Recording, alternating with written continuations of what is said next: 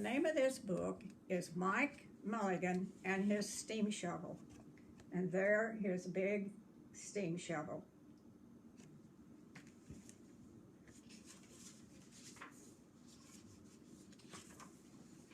And it's dedicated to Mike, who is this little boy with blonde hair, a pair of blue jeans, and a red t-shirt.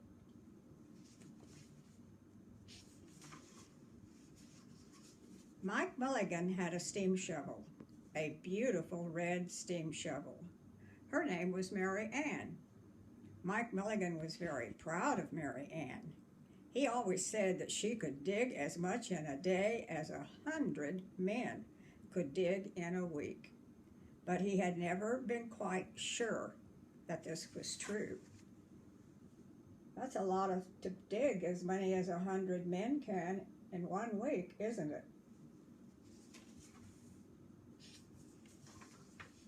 Mike Mulligan and Mary Ann had been digging together for years and years. Mike Mulligan took such good care of Mary Ann, she never grew old. It was Mike Mulligan and Mary Ann and some others who dug the great canals for the big boats to pass through. There they are, boats are cutting through there.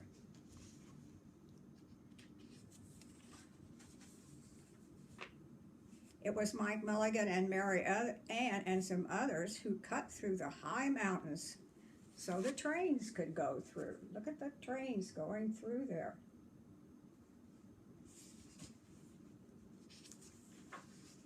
It was Mike Mulligan and Mary Ann and some others who lowered the hills and straightened the curves to make the long highways for the automobiles. There was the cars and the automobiles, and that one looks like it might be a school bus. It's got people on it, maybe not.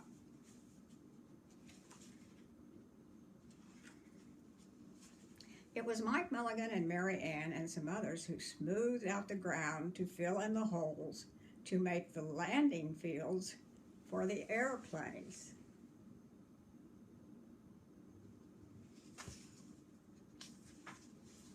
And it was Mike Mulligan and Mary Ann and some others who dug the deep holes for the cellars of the tall skyscrapers in the big cities. When people used to stop and watch them, Mike Mulligan and Mary Ann used to dig a little faster and a little better. The more people stopped, the faster and better they dug.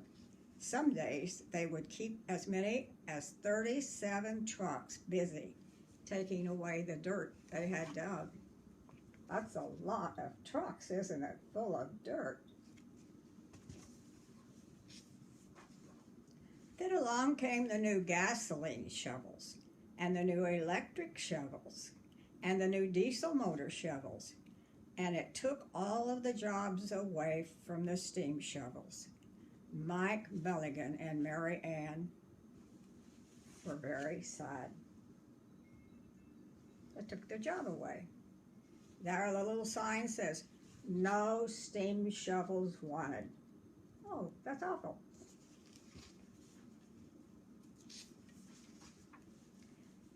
All the other steam shovels were being sold for junk or left out in the old gravel pits to rust and fall apart.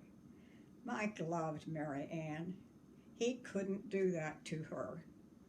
He had taken such good care of her that she could still dig as much in a day as 100 men could dig in a week.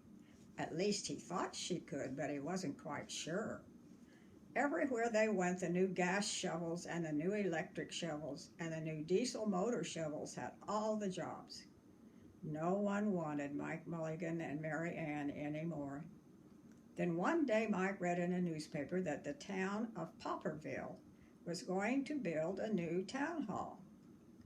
"We are going to dig the cellar of that town hall," said Mike to Mary Ann, and off they started. So they were going to get a job after all, maybe. They left the canals and the railroads and the highways and the airports and the big cities where no one wanted them anymore, and went away out in the country. They crawled along slowly up the hills and down the hills till they came to the little town of Popperville. See, there's the little town of Popperville.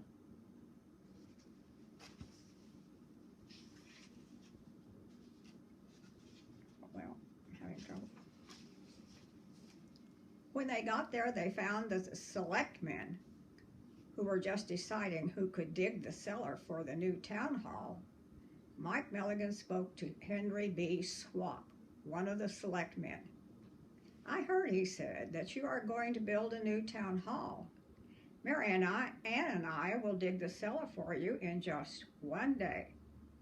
"What?" said Henry B. Swap. "Dig a cellar in a day? It would take at least 100 men a week to dig the cellar for our new town hall." "Sure," said Mike, "but Mary Ann can dig as much in a day as 100 men can dig in a week." Though he never was quite sure that was true. Then he added, If we can't do it, you won't have to pay." Henry B. Swap thought that this would be an easy way to get part of the cellar dug for nothing, so he smiled in a rather mean way and gave the job of digging the cellar of the new town hall to Mike Mulligan and Mary Ann.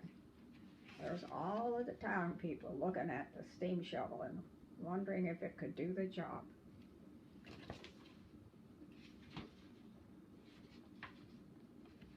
They started early the next morning, just as the sun was coming up. Soon a little boy came along. "Do you think you will finish by sundown?" he said to Mike Mulligan. "Sure," said Mike, "if you stay and watch us. We always work faster and better when someone is watching us." So the little boy stayed to watch. There's the sun. You have to get up early to see the sun come up.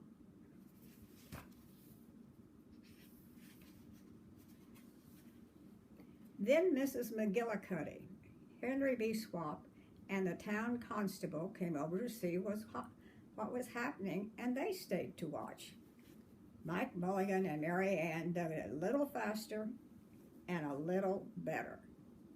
And there they are, digging away.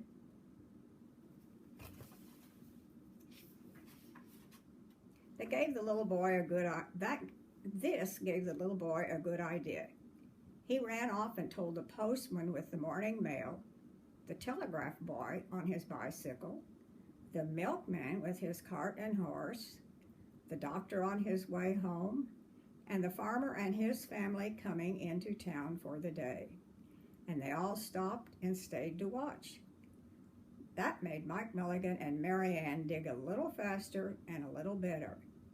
They finished the first corner neat and square, but the sun was getting higher. Oh, they're working away.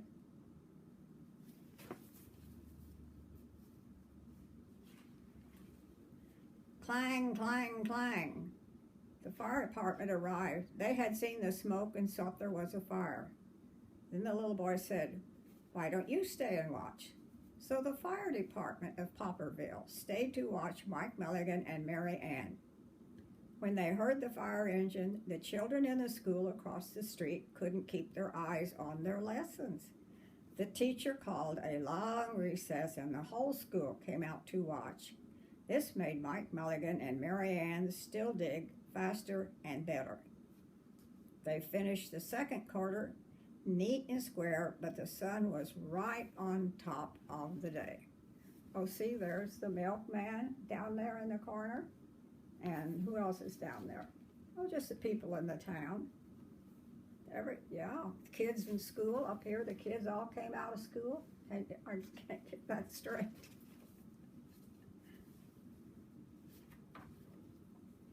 Now, the girl who answers the telephone called up the next towns of Bangerville and Popperville and Kipperville and Copperville and told them what was happening in Popperville. All the people came over to see if Mike Mulligan and his steam shovel could dig the cellar in just one day. Then more people came. The faster Mike Mulligan and Mary Ann dug, but they would have to hurry. They were only halfway through, and the sun was beginning to go down. They finished the third corner, neat and square. There's all of the people come.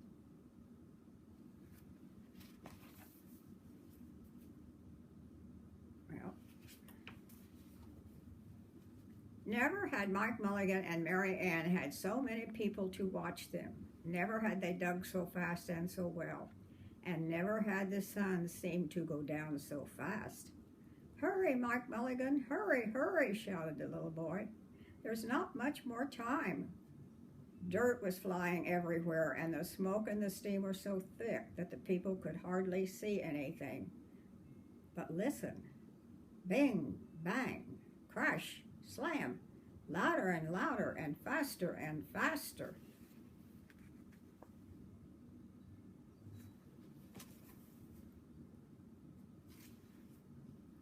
Then suddenly it was quiet. Slowly the dirt settled down. The smoke and the steam cleared away, and there was a cellar all finished. 4 corners neat and square, 4 walls straight down, and Mulligan and Mary Ann at the bottom, and the sun was just going behind the hill. "Hooray!" shouted the people. "Hooray for Mike Mulligan and his steam shovel. They have dug the cellar in just one day." And there they are, all the way down in the cellar. What do you think might happen next? Suddenly the little boy said, "How are they going to get out?" "That's right," said Miss McGillicuddy to Henry B. Swap. "How is he going to get his steam shovel out?" Henry B. Swap didn't answer, but he smiled in rather a mean way. Then everybody said, "How are they going to get out?" "Hi, Mike Mulligan, how are you going to get your steam shovel out?" Mike Mulligan looked around at the 4 square walls and the 4 square corners, and he said, "We've dug so fast and we've dug so well that we've quite forgotten to leave a way out." Nothing like this had ever happened before to Mark Mulligan and Mary Ann before, and they didn't know what to do. There's all the people looking down there, and there's no way out.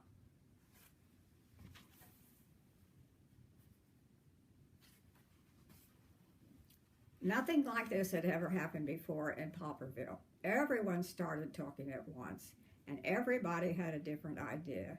And everybody thought that his idea was the best. They talked and they talked, and they argued and they fought till they were worn out, and still no one knew how to get Mike Mulligan and Mary Ann out of the cellar they had dug. Then Henry B. Swap said, "The job isn't finished because Mary Ann is out of the cellar, so Mike Mulligan won't get paid." And he smiled again in that rather mean way. Now the little boy who had been keeping very quiet had another good idea. He said, "Why couldn't we leave Mary Ann in the cellar and build a new town hall above her? Let her be the furnace for the new town hall, and let Mike Mulligan be the janitor. Then you won't have to buy a new furnace, and you could pay Mike Mulligan for digging the cellar in just one day." There's all of those people.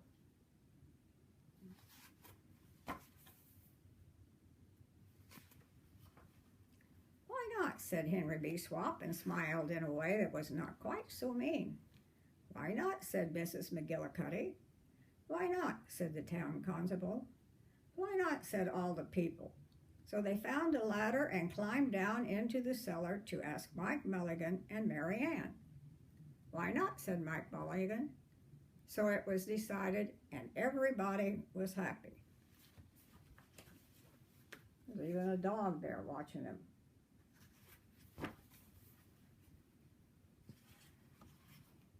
They built the new town hall right over Mike Mulligan and Mary Ann.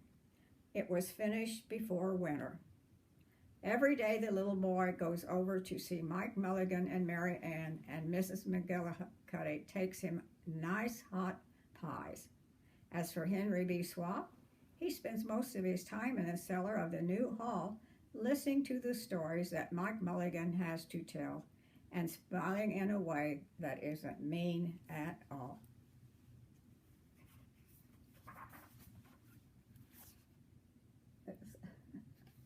This is a cute story. Every day the little boy goes, oh, I read that. I think that's the end. No, one more. Now, when you go to Popperville, be sure to go down in the cellar of the new town hall. There they'll be Mike Mulligan and Mary Ann. Mike in his rocking chair smoking his pipe, and Mary Ann beside him, warming up the meetings in the new town hall. And that's the end.